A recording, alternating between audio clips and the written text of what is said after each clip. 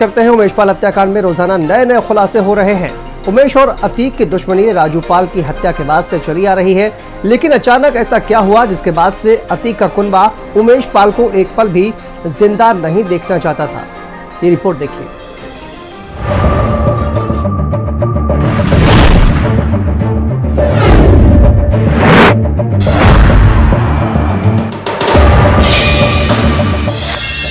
अतीक अहमद और उमेश पाल के बीच यूं तो राजू पाल हत्याकांड के बाद से ही दुश्मनी चल रही थी, लेकिन फोन पर अतीक को गालियां और शाइस्ता को लेकर की गई टिप्पणी से अतीक का पूरा कुनबा भड़क गया और वहीं से शुरू हुई उमेश पाल की हत्या की साजिश।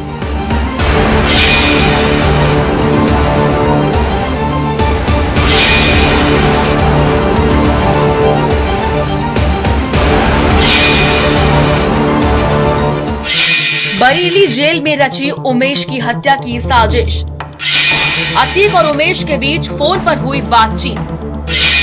जमीन विवाद को लेकर दोनों में हुई थी नोकझोंक। उमेश और अतीक के बीच फोन पर गाली गलौज भी हुई। उमेश ने अतीक और शाइस्ता को खरी खोटी सुनाई। अतीक की बेइज्जती से बौखलाया बेटा असद। उमेश के सीने पर गोली मारने की दी धमकी। फरार गुड्डू मुस्लिम हत्या से पहले उमेश पाल के घर पहुंचा था और अतीक से उसकी बात कराई थी। बातचीत किसी जमीन को लेकर हुई थी, लेकिन इस बातचीत में अतीक और उमेश पाल की तीखी नोक-झोंक हो गई और दोनों के बीच गाली गलौज भी हुई। माँ बाप को अपशब्द कहे जाने से असद इस कदर भड़का कि उसने बरेली जेल में ही कह दिया कि वो उमेश के सीने में गोली मारेगा।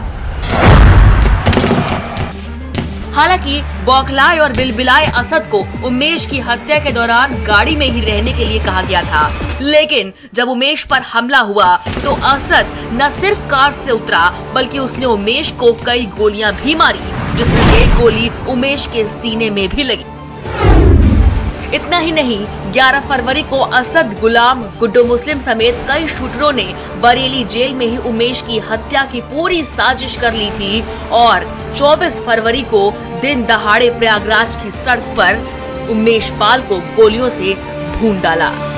11 फरवरी को बरेली जेल में एक मीटिंग हुई थी जहां पर असद भी मौजूद था। अशरफ से भी उसने कहा था कि मैं उमेश पाल को सीने पर गोली मारूंगा, लेकिन अशरफ ने उसको मना किया था और जिस तरीके से प्लान तैयार किया गया था उसमें यह कहा गया था कि असद गाड़ी में ही रहेगा। लेकिन जिस तरीके से 24 फरवरी को ये पूरी घटना होती है, असद गाड़ी से उतर जाता है और उमेश पाल पर ताबड़तोड़ फायरिंग करता है। धीरेन्द्र द्विवेदी, भारत समाचार, प्रयागराज।